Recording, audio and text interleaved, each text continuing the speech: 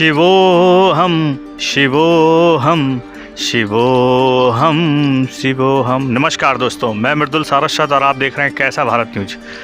दोस्तों, आज मैं आपको जहां लेकर आया हूं, जिस जगह खड़ा हूं, जिस जगह मौजूद हूं, मेरे आसपास, मेरे आगे पीछे अगर आप देख रहे हैं चारों तरफ जो मंदिर के मठ दिखाई दे रहे हैं आपको, जो प्राचीन मंदिर दिखाई दे रहे हैं आपको, ये कोई और जगह नहीं, ये देखने में जो मंदिर आपको दिखाई दे रहे हैं ऐसे लगते हैं जैसे सोमनाथ या त्र्यंबकेश्वर इस वहाँ के मंदिर हों। लेकिन दोस्तों, ना ये सोमनाथ है, ना ये त्र्यंबकेश्वर है, ये है झांसी। जी हाँ दोस्तों, झांसी, वीरांगना महारानी लक्ष्मीबाई की नगरी झांसी। और हम जहाँ खड़े हैं इसे मड़िया के महादेव के नाम से जाना जाता है। मड़िया के महादेव, महाकालेश्वर महादेव के नाम से जाने जाने वाला मंदिर है। और चारों तरफ मंदिरों की श्रृंखलाएँ बनी हुई हैं, लेकिन इस मंदिर से विवादों का बड़ा गहरा ताल्लुक़ है। विवादों से घिरा रहने वाला मंदिर है, अपवादों से घिरा रहने वाला मंदिर है। इसकी जितने पुराने इसके इतिहास हैं, जितना पुराना इसका अतीत से नाता है, जितनी इसकी प्राचीनता है, उतना ही यहाँ विवाद भी है। और वैसे तो महादेव विवादों में हमेशा से ही रहा करते हैं। राक्षसों के लिए भी महादेव विवादों में थे, देवताओं के लिए भी हमेशा विवादित रहे हैं। लेकिन महादेव जैसा, भोले भंडारी जैसा कोई दूसरा देव भी नहीं, जो अपने भक्तों दुश्मनों पर भी दया करते हैं, कृपा करते हैं। एक महादेव से जुड़ा हुआ किस्सा आपके साथ शेयर करूंगा। एक राक्षस हुआ करता था भस्मासुर। भस्मासुर ने महादेव की तपस्या की, वर्षों तक तपस्या की। तपस्या करने के बाद उसकी तपस्या सफल हुई। महादेव भोले भंडारी हैं, प्रसन्न हो गए। प्रसन्न होने के बाद उस महादेव ने उससे कहा, बताओ तुम्हें क्या वरदान चाहिए। तो उसने महादेव से वरदान में ऐसा वरदान मांगा कि जिसके सिर पे भी हाथ रखते वो आदमी भस्म हो जाए। महादेव ने खुश होकर उसकी इच्छा पूरी की, उसके सिर पे हाथ रखा और कहा कि आज से तुम जिसके सिर पे हाथ रखोगे वो भस्म हो जाएगा। लेकिन वो भस्मासुर महादेव के ही पीछे पड़ गया। उसको लगा कि अगर महादेव को मैं भस्म कर दूंगा तो गौरा यानी पार्वती से विवाह करके मैं खुद महादेव की जगह ले लूँगा। लेकिन दोस्तों, महादेव भोले भंडारी हैं। अगर किसी का जीवन बना सकते हैं, किसी को बड़े से बड़ा आशीर्वाद दे सकते हैं, तो उसका अंत भी जानते हैं। क्योंकि महादेव से ही सृष्टि का शुरुआत भी है, तो अंत भी महादेव से ही है। इसीलिए महादेव को आदि और अनादि देव भी कहा जाता है। तो दोस्तों, आज हम आपको लेकर आए हैं झांसी के सैयड़ दरवाजे से लगा हुआ एक क्षेत्र है मड़िया का महादेव, जिसे महाकालेश्वर महादेव भी कहा जाता है। और यहाँ एक मंदिर नहीं है, यहाँ मंदिरों की तमाम श्रृंखलाएं हैं। और ये मंदिर एक दो दशक नहीं, कई सौ वर्ष पुराने मंदिर हैं। इनका बहुत इतिहास से बहुत पुराना नाता है। झांसी की रानी के टाइम से भी इनका नाता है। 1857 की क्रांति भी देखी है इन मंदिरों ने, और कई गोलों के निशान भी यहाँ मौजूद हैं। ऐसी तमाम चीज़ें यहाँ मौजूद हैं। यहाँ तमाम ऐसी बातें हैं जिनसे हम आपको रूबरू कराएंगे, यहाँ के पुजारी जी से भी आपको मिलाएंगे।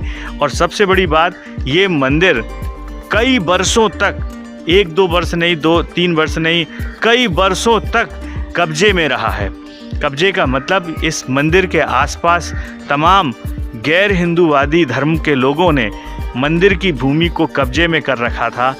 मंदिर के जो गर्भगृह हैं उन तक को अपने कब्जे में कर रखा था। और उनके साथ छेड़छाड़ी, मूर्तियों के साथ छेड़छाड़ा की गई, कई बार तोड़ाफोड़ी भी की गई। मंदिर की खूबसूरती को भी बिगाड़ा गया।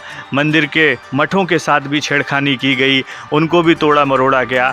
इवन आप अगर इस मंदिर के बारे में, जहाँ तक मुझे मालूम पड़ा है, इसकी कई एकड़ ज़मीन है, जिसके बारे में भी हम खुल के पंडित जी से बात करेंगे, तब आपको पता पड़ेगा कि इसकी लगभग कितने एकड़ ज़मीन है।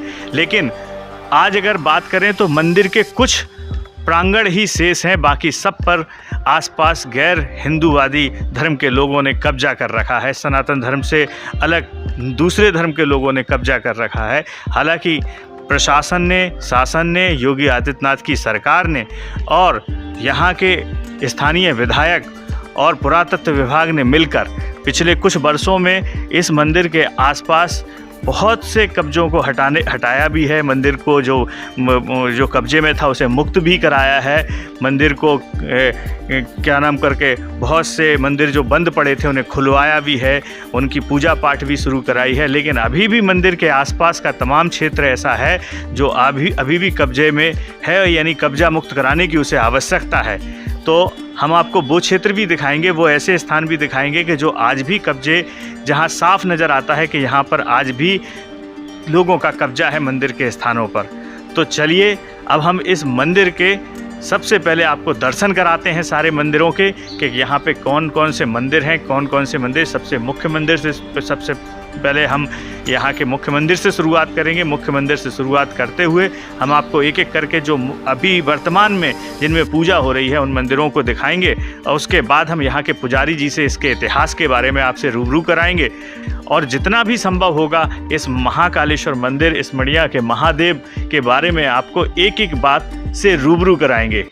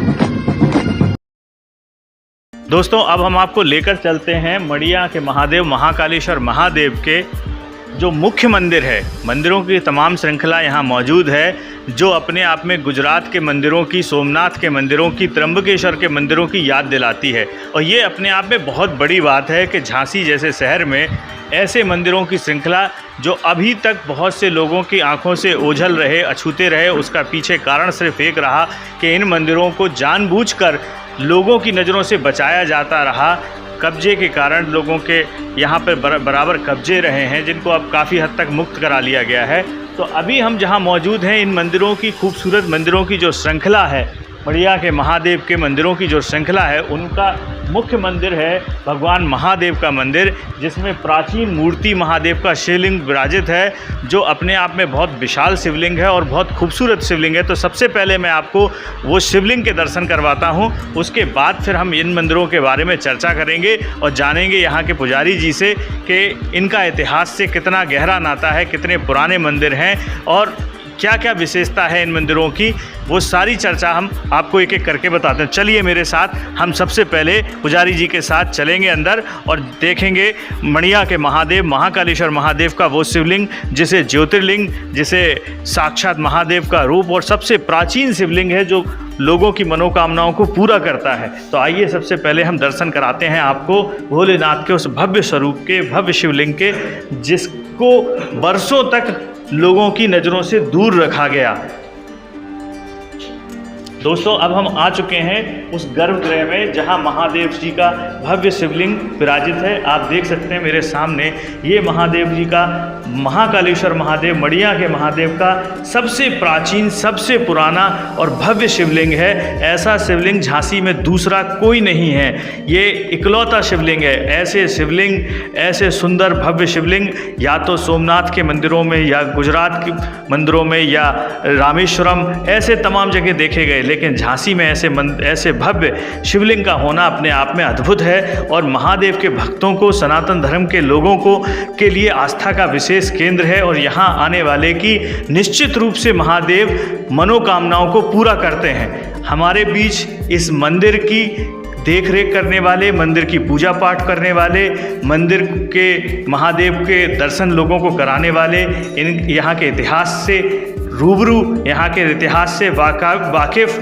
और यहाँ के पूरे जो भी समस्याएं हैं, जो भी मंदिर हैं, जो भी विवाद हैं, उनसे बहुत अच्छे से परिचित यहाँ के मुख्य पुजारी रामेश्वर प्रसाद उपाध्याय जी हमारे साथ मौजूद हैं। हम इनसे चर्चा करते हैं इन मंदिरों की श्रृंखलाओं के बारे में कि ये कितने पुराने मंदिर हैं, इनका निर्माण कब हुआ था, किसके द्वारा कराया गया था और ये मंदिर अभी तक लोगों की नज़रों से दूर क्यों रहे थे, जबकि झांसी में इसके बाद के बने मंदिर लोगों की नज़रों में रहे, लेकिन ये मंदिर क्यों विवादित रहे, क्यों दूर रहे, और यहाँ कौन कौन से मंदिर और भी मौजूद हैं श्रृंखला में, वो सारे हम एक एक करके इनके साथ चलेंगे और चर्चा करेंगे। तो पुजारी जी, आपका बहुत बहुत स्वागत है हमारे चैनल कैसा भारत न्यूज़ पर। सबसे पहले आप हमारे दर्शकों को ये बताइए कि आपका इस मंदिर से कितने वर्ष पुराना नाता है? भैया, मैं यहाँ 93 में आया था। इसके पूर्व जो पुजारी थे पंडित दीक्षित जी, उनके वो बीमार हो गए, उन्हें कैंसर की बीमारी हो गई, तो उन्होंने कहा कि भाई इसको थोड़ा संभाल लो। तो हम यहाँ आने जाने लगे शाम सुबह, और यहाँ जब देखा तो हालात यहाँ के वैसे बड़े ख़राब थे, क्योंकि अन्य वर्ग का कब्जा था, यहाँ आना कठिन था। इसको कहें तो मिनी वो करते थे कि ये लोग हिंदू आना जो छोड़ दिया था, कोई हिंदू आता नहीं था। और इनका इतिहास ये है कि 13वीं 14वीं सदी के बने हुए मंदिर हैं। और ये ऐसा बताया महाराज टीकमगढ़ के जो नाती राजा हैं, ये उन्होंने बताया कि ये पूर्व में संपत्ति, ये रियासत, ये झांसी महाराज टीकमगढ़ की रियासत में आती थी। उन्हें राजा लोग आपस में लड़ते भिड़ते बहुत थे, तो उन्होंने ये किया कि सेना कैसे तैयार हो, तो गिरी पूरी करके गोसाई एक ऐसी पंथ है साधुओं का, जो आज भी जूनागढ़ में मौजूद है, जिन्हें हम नागा साधु कहते हैं। उन नागा साधुओं से उन्होंने समझौता किया, संपर्क साधा और ये कहा कि आप झांसी में शासन करें और झांसी की देखभाल करें, झांसी की पब्लिक को काम दें, और हम आपसे टैक्स नहीं लेंगे। यदि हमारा किसी राजे महाराजे से झगड़ा होता है, युद्ध होता है, तो आप हमारी तरफ से युद्ध करेंगे। उसमें कोई भी डैमेज हो जाते हैं आपके सैनिक, आपके साधु, तो हमारा कोई ये नहीं रहेगा कि हम उनको कुछ दें उसमें। ये आपका मतलब स्वयं दायित्व तो बनता है कि आप हमारा सहयोग करें। वो लोग जो होते थे, भगवान साधु जो थे, वो गिरिपुरी नागा साधु, उनका वो भगवान शंकर के परम उपासक होते थे, आज भी हैं। क्योंकि आप प्रयागराज में देखते हैं उनके जो झुंड होते हैं वो भगवान शंकर के परम उपासक होते हैं। उनको खाने पीने का, उन पहनने ओढ़ने की कोई आवश्यकताएं नहीं होती हैं, वो अपना सब करते रहते हैं।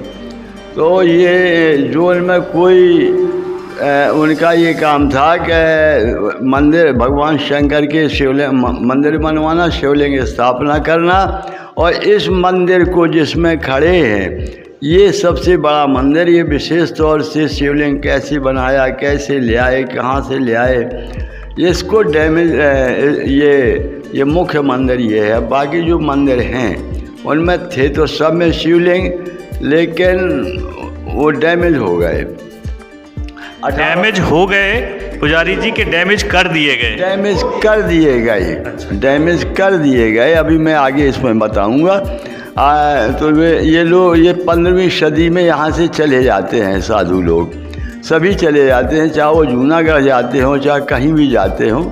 इसके बाद महाराज टीकमगढ़ पुनः अपनी विरासत को संभाल लेते हैं, लेकिन उनके यहाँ रहने के लिए माकूल जगह नहीं थी।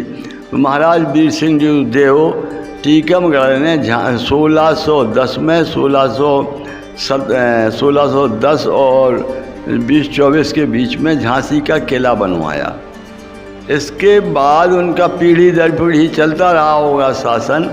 फिर नारू शंकर जी मराठा कोई थे, वो आए और उनका कैसा समझौता हुआ जो हुआ हो, तो वो नारू शंकर जी यहाँ के मालिक बने झांसी के। इसके बाद महाराज टीकमगढ़ ओरछा से टीकमगढ़ हो जाता है, ये झांसी हो जाती है। इसके बाद महाराज गंगाधर राव राजा हुए और उनके निधन के बाद महारानी लक्ष्मीबाई। आपका मतलब है कि ये 1-2 सदी नहीं, कई सदी पुराना, बहुत 6 सदियों पुराना दोस्तों, ये 600 वर्ष पुराना मंदिर है और इसका इतिहास से इतना गहरा ताल्लुक़ है। चाहे वो वीरांगना लक्ष्मीबाई का इतिहास रहा हो, चाहे वो गोसाई समाज का इतिहास रहा हो। गोसाई समाज के मंदिर आपको झांसी में कई जगह देखने को मिलेंगे, क्योंकि यहाँ ज़्यादातर जो मठ और मंदिर हैं उसमें गोसाई समाज का विशेष रूप से योगदान रहा है। और टीकमगढ़ महाराज और टीकमगढ़ की रियासत में भी ये मंदिर आया करता था। वीर सिंह जूदेव महाराज का भी इस मंदिरों से यहाँ से एक बहुत गहरा ताल्लुक़ है, ऐसा हमें पुजारी जी ने बताया। चलिए अब हम और भी यहाँ मंदिर मौजूद हैं और बाहर चलकर हम उन मंदिरों में भी लेके चलेंगे पुजारी जी को, और जानेंगे कि उन सब मंदिरों में कौन कौन से देव विराजे हैं और वो भी क्या कितने प्राचीन हैं उनकी मूर्तियाँ, और उन मूर्तियों की कोई विशेषता है तो वो भी हम वहाँ के बारे में भी जानने की कोशिश करते हैं। दोस्तों अब हम महाराज जी से एक चीज़ और जानना चाहेंगे। जैसा महाराज जी ने अभी चर्चा में एक बात मेरे सामने रखी कि यहाँ पे गैर सनातन धर्मी लोगों का कब्जा था, तो ऐसा जानने को मिला है कि जब वो लोगों का यहाँ कब्जा रहा तो उन्होंने सनातन धर्मी लोगों को पूजा ना कर सकें, यहाँ पे परेशान हों, उनको तकलीफ़ हो, या वो मूर्ति खंडित देखकर, खंडित मूर्ति का पूजा नहीं होता है सनातन धर्म में, ऐसा जानकर वो दूर हट जाएं। कई मूर्तियों को खंडित किया है अतीत में, ऐसा महाराज जी ने हमें बताया है। तो ये शिवलिंग भी खंडित है और यहाँ जो लगी मूर्तियाँ वो भी कई बार खंडित की गई। तो कहाँ पे खंडित की गई, जरा वो महाराज जी से जानने की कोशिश करें। महाराज जी हमें बताइए कि शिवलिंग को भगवान महाकाल भगवान शंकर के खोपड़ी में भी मारा है, तो इसमें वो लगा दिया गया है मसाला, हमें मसाला लगवाया है। और दाईं साइड में भी चोट लगाई गई है घन की, टूटे नहीं है वो, लेकिन चोट आ गई है, इसमें भी मसाला लगाया गया है। तो इसी प्रकार से अन्य मंदिरों के भी शिवलिंग सब हटा दिए गए, नामो निशान मिटा दिया गया। और अनैतिक कब्जा ये 1857 के बाद इन्होंने सब डैमेज कर डाला। दोस्तों इसमें 1857 के बाद जब झांसी की रानी की क्रांति हुई थी अपने देश में, पहले प्रथम स्वतंत्रता संग्राम की क्रांति, उसके बाद से यहाँ पर इस मंदिर में कब्जे की कार्रवाई शुरू कर दी गई और साथ साथ मंदिरों को खंडित किया जाने लगा। चलिए अब इस मंदिर में, महादेव के मंदिर में ही कुछ मूर्तियाँ और लगी हैं। महाराज जी से जानते हैं कि यहाँ कौन कौन सी मूर्तियाँ हैं और उनको भी खंडित किया गया क्या? माता अन्नपूर्णा की मूर्ति को खंडित किया गया है, और भगवान विष्णु जिनसे ब्रह्मा जी की उत्पत्ति है, दिखाई देती है नाभि से, उनको भी खंडित किया गया है। भैरव बाबा की मूर्ति को भी खंडित किया गया है वहाँ। दोस्तों आप देख सकते हैं ये मंदिर में एक विशेष चीज़ हम आपको बताना चाहते हैं कि महादेव के इस गर्भगृह में ब्रह्मा जी की भी एक मूर्ति विराजी है, ऐसा हमें यहाँ पुजारी जी ने बताया। और वो ब्रह्मा जी की मूर्ति पूरी धरती पर ही, पूरे भारतवर्ष में ही और पूरी धरती पे हम तो कहेंगे, क्योंकि ब्रह्मा जी का दूसरा मंदिर शायद या तो पुष्कर में है ब्रह्मा जी का मंदिर, या फिर हमने यहाँ पे मूर्ति देखी है जो साक्षात ब्रह्मा जी यहाँ पर विराजे हुए हैं। पर वहाँ की मूर्ति अलग है, यहाँ की अलग है। और साथ साथ अन्नपूर्णा माता, दुर्गा माता, गौरी माता, गणेश जी, ऐसे तमाम देवी देवताओं की यहाँ मूर्ति विराजी है। और इन सभी मूर्तियों को बराबर खंडित करने की कोशिश की गई है।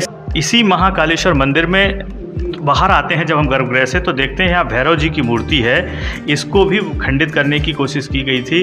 बाद में इसको रिपेयर किया गया है। नंदी जी बैठे हैं, इनको भी खंडित करने की कोशिश की गई थी। कहने का मतलब यहाँ शायद ही कोई ऐसी मूर्ति है जिसे खंडित करने की कोशिश ना की गई हो। सभी मूर्तियों को खंडित करने की कोशिश की गई, मंदिरों को तोड़ने की कोशिश गई, मंदिरों के प्राचीन जो सुंदरता है उसको ख़राब करने की कोशिश की गई। यहाँ की जो चित्रकारी है, जो यहाँ की प्राचीन पेंटिंग है, उनको भी मिटाया, खरोचा गया है।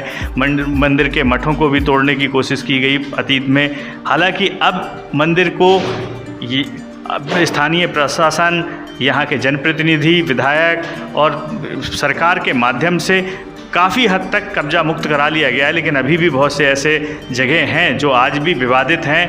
दोस्तों अब हम पुजारी जी के साथ इस मंदिर के चारों ओर घूमते हैं और आपको यहाँ की कुछ ऐसी रोचक चर्चाएं भी बताते हैं जिनका झांसी की रानी के युद्ध के दौरान के यहाँ पे अवशेष मौजूद हैं, युद्ध के कुछ निशान मौजूद हैं, वो भी हम आपको दिखाएंगे। और साथ साथ यहाँ आसपास मंदिर के चारों ओर छोटी छोटी मढ़ियाँ आज भी मौजूद हैं जिनमें पूजा तो नहीं हो रही है, लेकिन अभी भी वो विवाद के हिस्से में हैं। कुछ कब्जा मुक्त है पर कुछ कब्जे में हैं। तो हम पुजारी जी से जानने की कोशिश करते हैं। आइए पुजारी जी, और हमें बताइए कि ये मंदिर में अभी हमें जैसे दिखाई दे रहा है, यहाँ पे सामने हम देख पा रहे हैं कि एक मढ़िया है, लेकिन उस पर अभी पूजा पाठ का कहीं कुछ नहीं दिख रहा है। झाड़े आड़े लगे हुए हैं और कपड़े वपड़े भी फैले हुए हैं। तो क्या ये सब अभी विवादित है? 3 परिवार रहते थे इसमें, लेकिन योगी जी के, जब योगी जी ने 15 में प्रयास किया तो ये मुक्त तो हो गए, परिवार तो भाग गए, लेकिन इसकी देख रेख होने में थोड़ा कमी पड़ रही है। तो यहाँ वो लोग करते तो हैं, ये सामान रख लेते हैं, सामान रखे हुए हैं, क्योंकि अनैतिक मकान बना लिए हैं।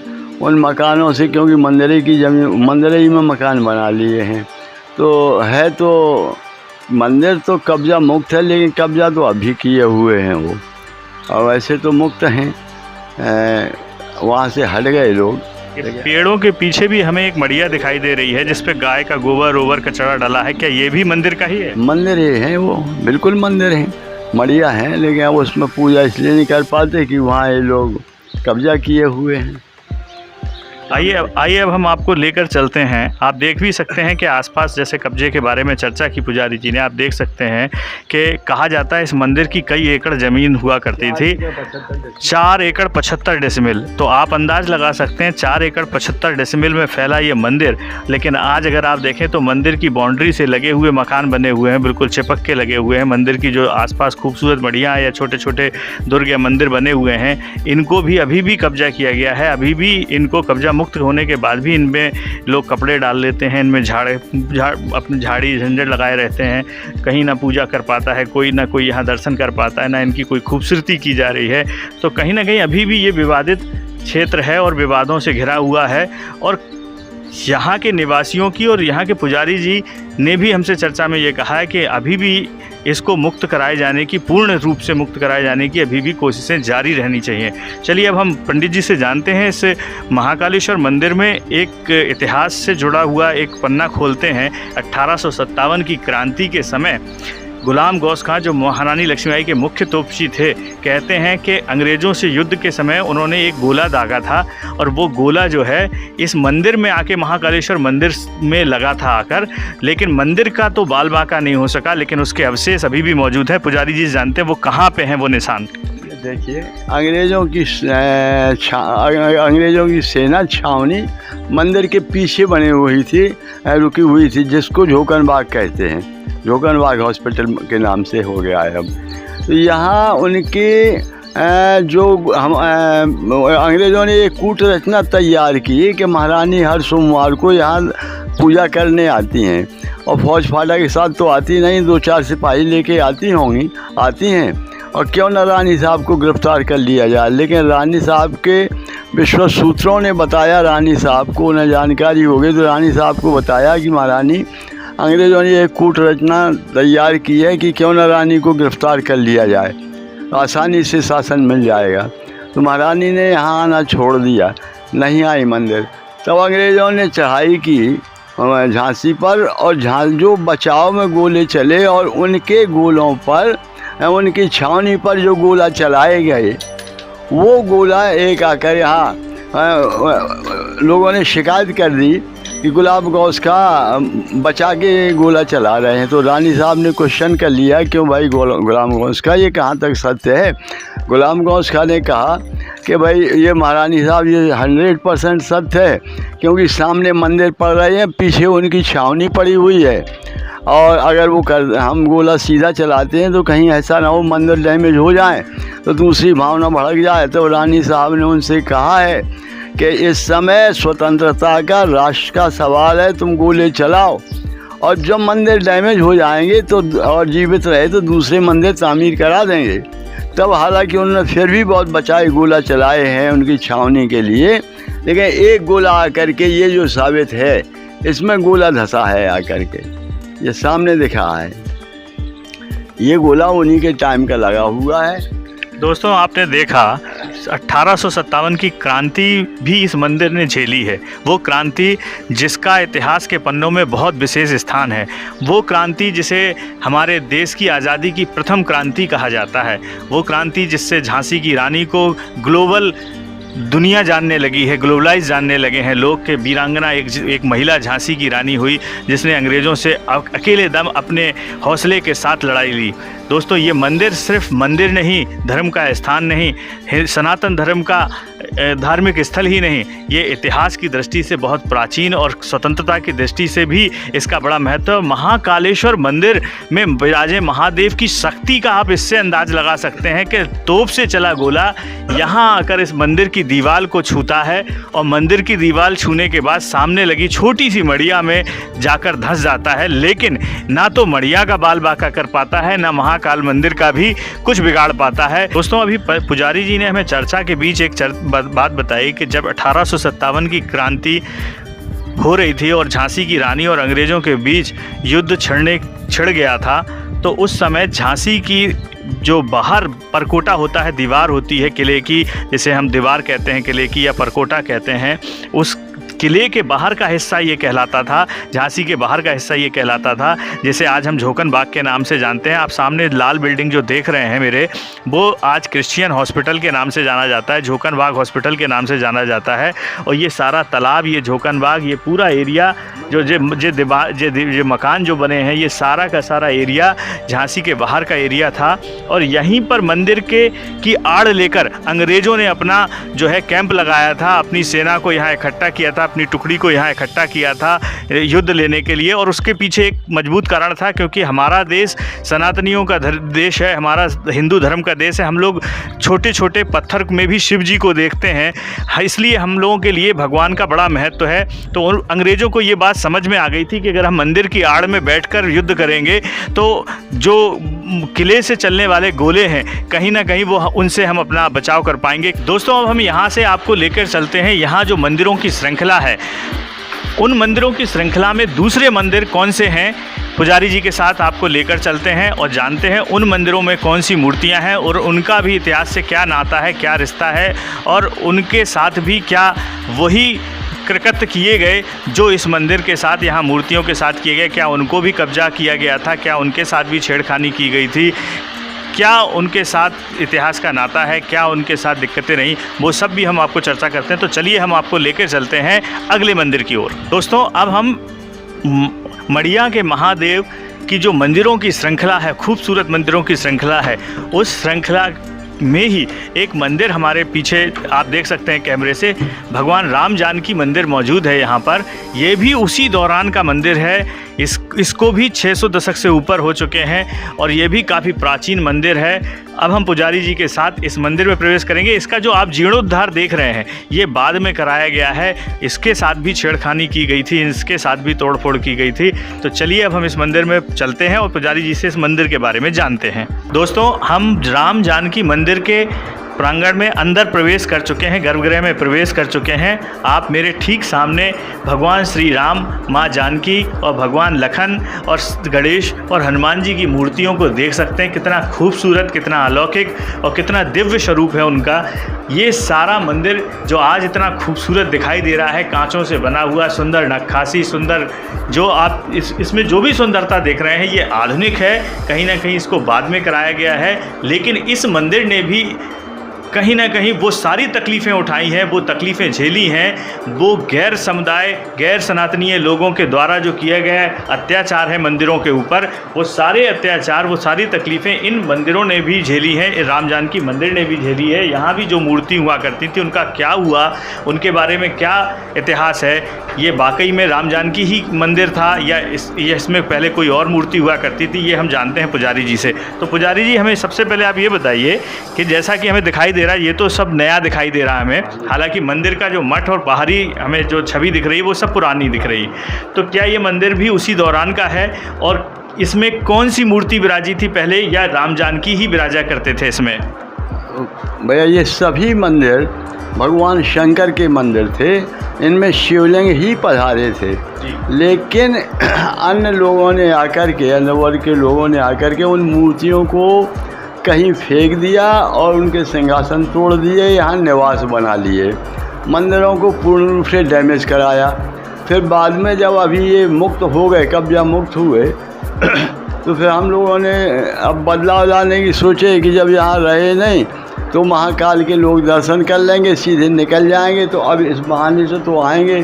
फिर राम जानकी का मंदिर बनवाया गया और उनकी मूर्ति स्थापित की गई, प्राण प्रतिष्ठा उनकी की गई और पूजा रचा राम जानकी के नाम से होने लगी। अच्छा, ये प्राण प्रतिष्ठा कब की गई इनकी? 2019 में। अच्छा, 2019-20 में इनकी प्राण प्रतिष्ठा की, यानी ये ज़्यादा विशेष पुराने नहीं हैं।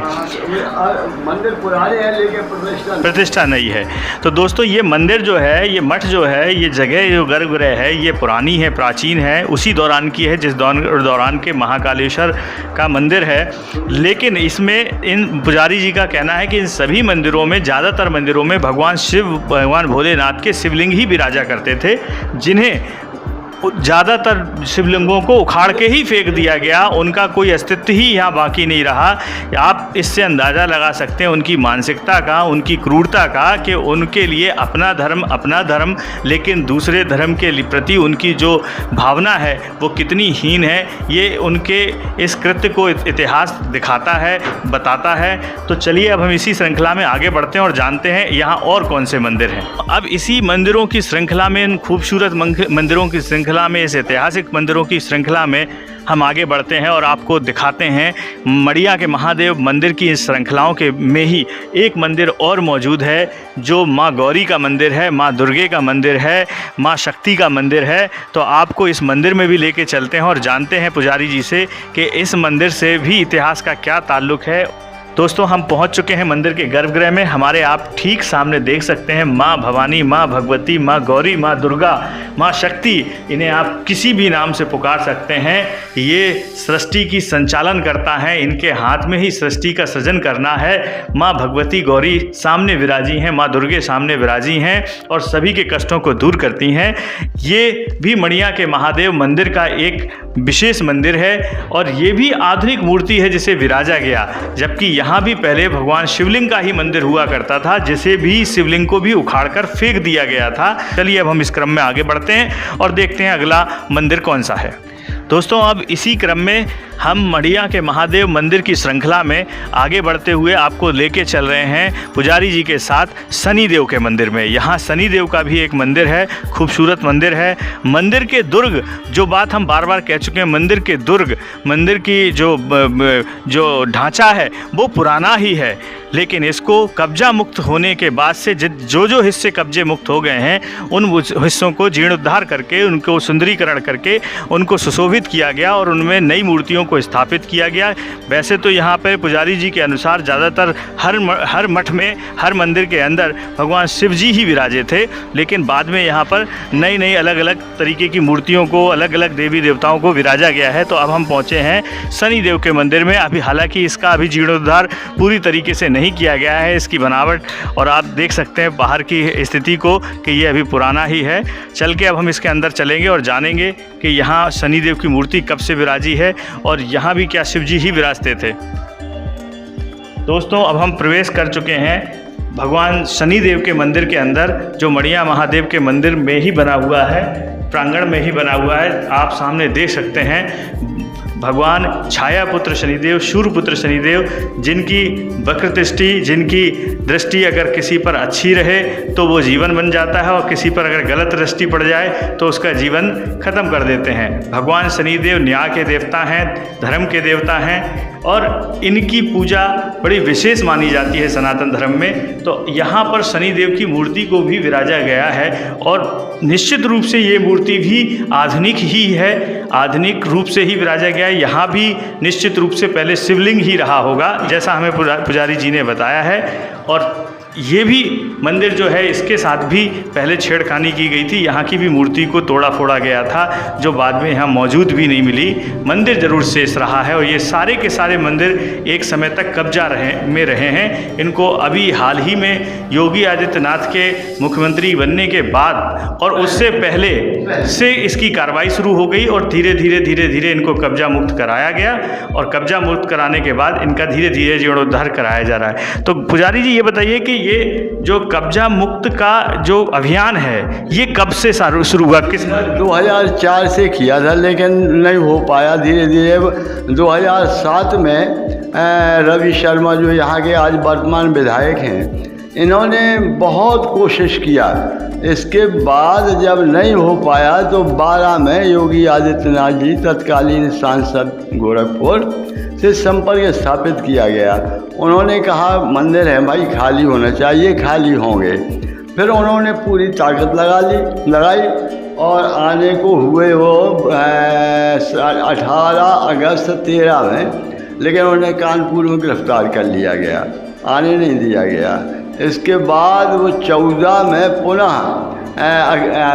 सपा सरकार से जाकर के मिले अखिलेश जी से, तो उन्होंने कहा कि महाराज हम 6 महीने का टाइम दे दीजिए, हम खाली करा देंगे। योगी आदित्यनाथ जी तत्कालीन सांसद, उन्होंने ये कहा कि भाई 6 महीने तो कोई ज़्यादा नहीं होते, लेकिन 6 महीने के भीतर महाशिवरात्रि पड़ रही है, अब मैं नहीं मानूंगा, अब मैं जाऊंगा, जो स्थिति होगी उसको सुलझूंगा और जिम्मेदार आप होंगे। तब उन्होंने कहा कि नहीं महाराज आप ना जाओ, हम खाली महाशिवरात्रि के पहले खाली करा देंगे, लेकिन आप झांसी फिर भी नहीं जाएंगे। तो उन्होंने कहा ठीक है भाई, हमें आम खाना है, पेड़ नहीं गिरना है, चलिए खाली करा दीजिए। तो क्या खाली हुए फिर उसके बाद? हाँ खाली हुए 14 में, जनवरी 15 में खाली हो गए। यहाँ के जो डीएम थे वो यहाँ के नेताओं के प्रभाव में आ जाते, इसलिए उनको ट्रांसफ़र किया गया पांडे जी को। फिर अनुराग यादव को भेजा। अनुराग यादव का कहना था कि मैं तो आया ही इसीलिए हूँ कि मंदिर मुक्त कराएं। तो देखा गुरुजी ने हमें यहाँ का एक इतिहास बताया कि ये मंदिर तो कई सौ सदी पुराने हैं, 600 सदी पुराने की चर्चा की में बताया गया था।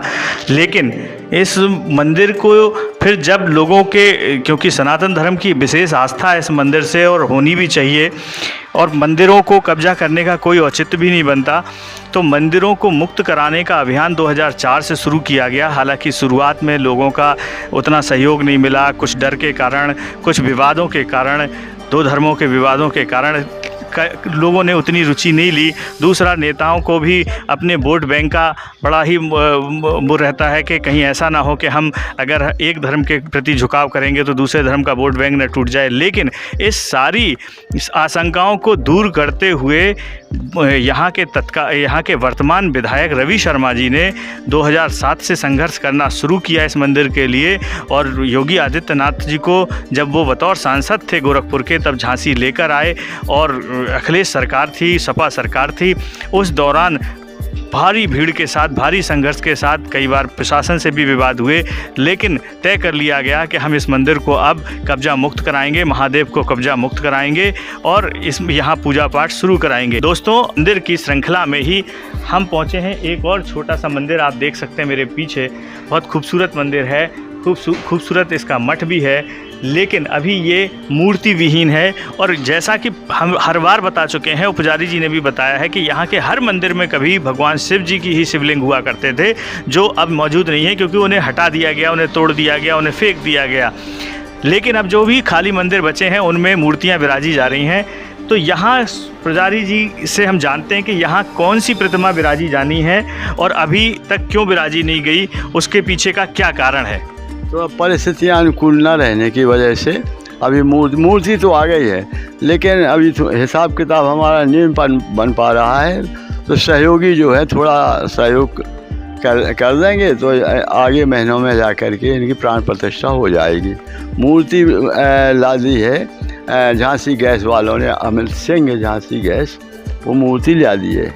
अच्छा, इसमें कौन सी मूर्ति विराजनी है? हनुमान जी की मूर्ति विराजने का है, क्योंकि राम जानकी का हो गई, शनिदेव का बगल में है और शनिदेव के दबाव के लिए हनुमान जी जरूरी है, इसलिए हनुमान जी की मूर्ति पधारेंगे। तो यहाँ पर जो आप देख रहे हैं पीछे मंदिर, इसमें बजरंगबली की, भगवान राम के भक्त हनुमान की मूर्ति विराजनी है।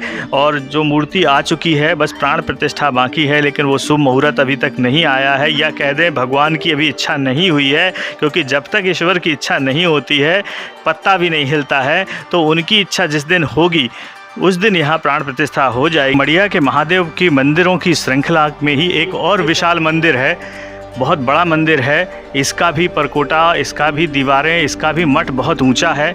हम यहाँ भी आए हैं, प्राचीन मंदिर है, जानते हैं। यहाँ हमारे साथ मंदिर के पुजारी जी के पुत्र भी मौजूद हैं, वो हमें बताएंगे ये किसका मंदिर है और इसका जीर्णोद्धार कब से कराया गया और इसमें कौन सी मूर्ति विराजी है या विराजने वाली है। ये सब विषयों पर चर्चा करते हैं आपके साथ।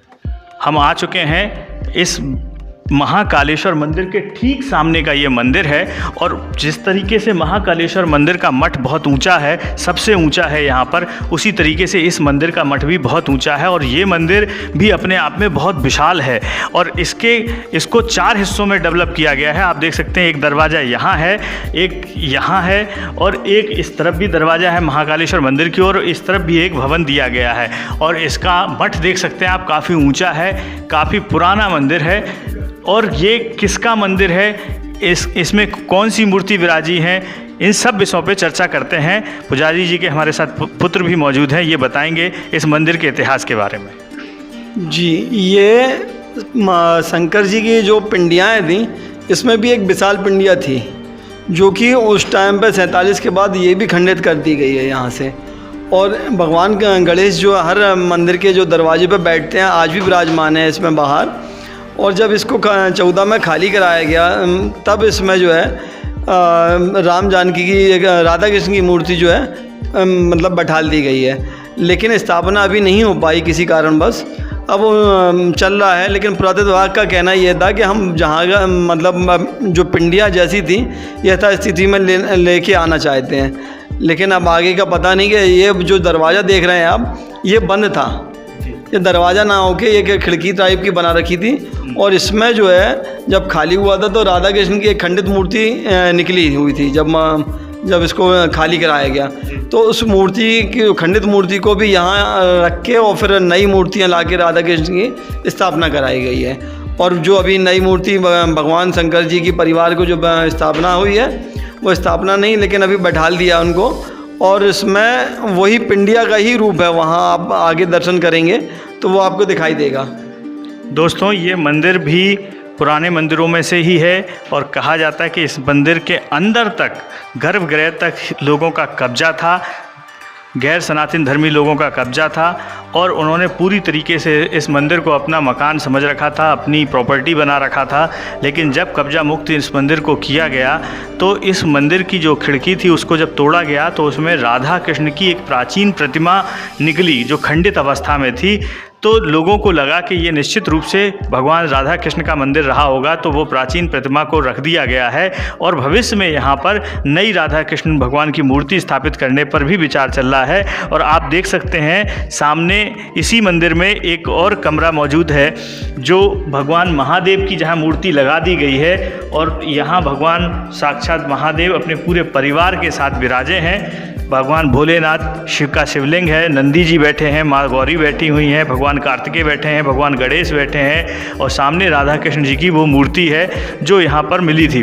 तो इस तरीके से ये मंदिर आज पूजनीय हो गया है। यहाँ लोग पूजा करते हैं, लोग यहाँ आराधना करते हैं, लेकिन अभी भी इस मंदिर का जीर्णोद्धार बाकी है, इस मंदिर में काम बाकी है क्योंकि पुरातत्व विभाग का भी इसमें बहुत हस्तक्षेप है। जैसा कि आप सबको पता है कि जब से उत्तर प्रदेश में योगी आदित्यनाथ की सरकार आई है उस दिन से योगी आदित्यनाथ ने अपनी कमर कस ली है।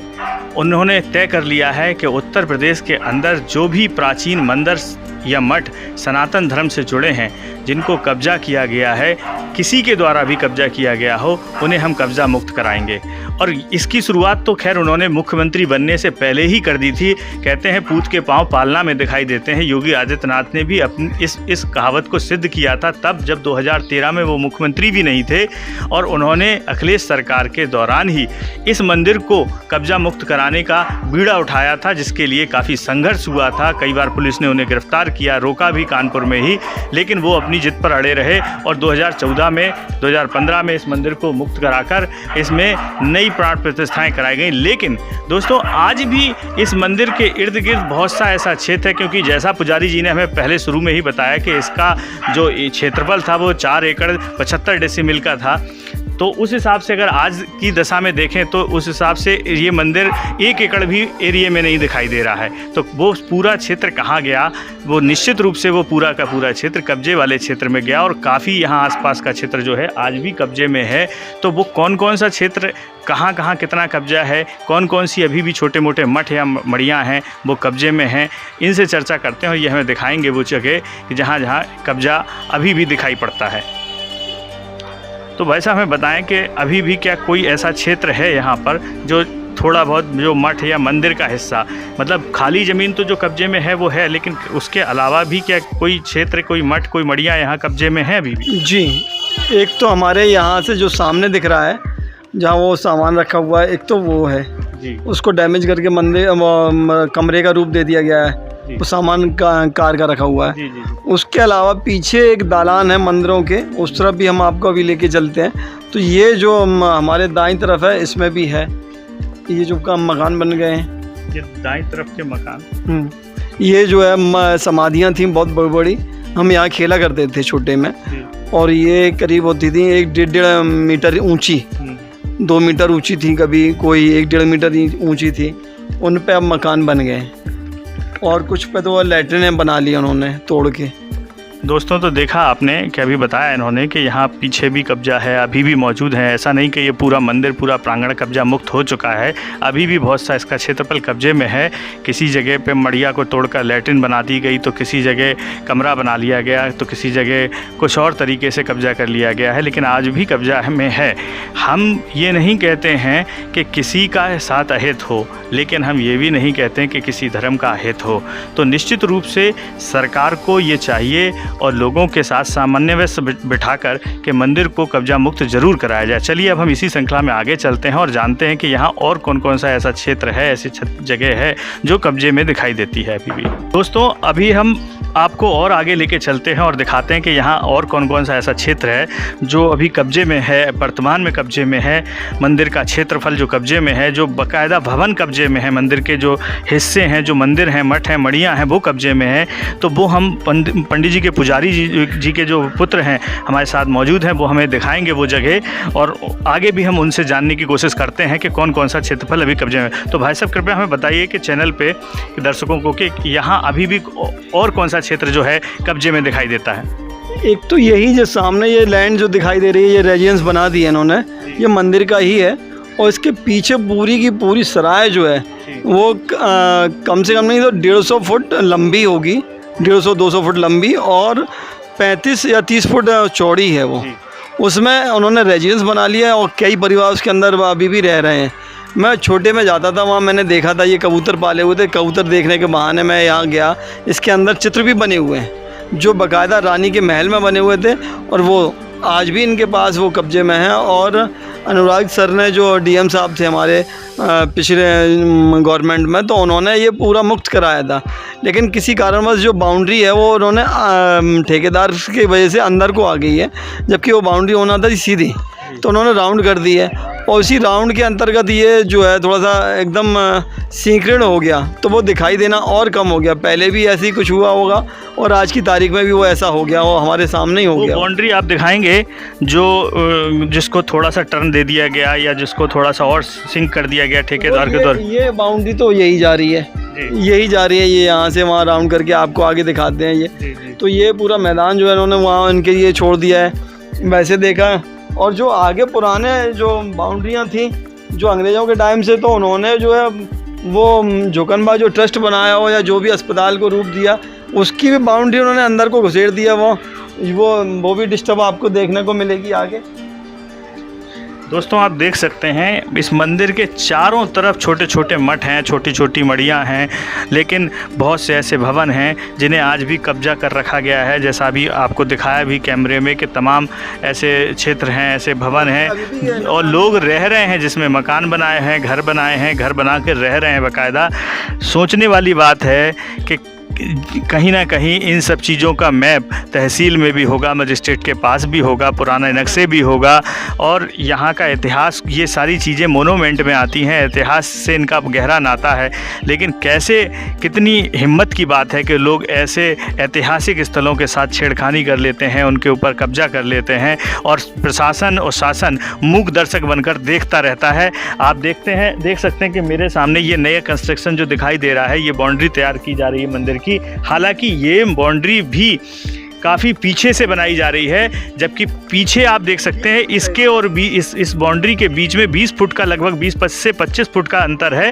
वो जो सामने बाउंड्री है वो झोकनबाग, जिसे क्रिश्चियन हॉस्पिटल भी कहते हैं, उसकी सीमा है, और ये मंदिर की सीमा बना दी गई है। जबकि मंदिर की सीमा उस बाउंड्री से चिपक के होनी चाहिए थी, जो इतनी दूर कर दी गई है। तो ये भी कहीं ना कहीं एक राजनीतिक हस्तक्षेप का ही कमाल है, या आप ये समझ लीजिए कि लोगों का विवादों से बचाने के लिए ये सारा किया गया। लेकिन मेरा ये मानना है कि जो भी मंदिर का क्षेत्र है, फल है, जो अभी भी बाकी है, उसको जितना अधिक से अधिक मुक्त किया जा सकता है, निश्चित तौर पे मुक्त किया जाना चाहिए। दोस्तों, हमने झांसी के ये प्राचीन मंदिर, जिसका 1-2 दशक नहीं 600 दशक पुराना नाता है, स्वतंत्रता संग्राम इसने देखा है, 1857 की क्रांति इसने देखी है।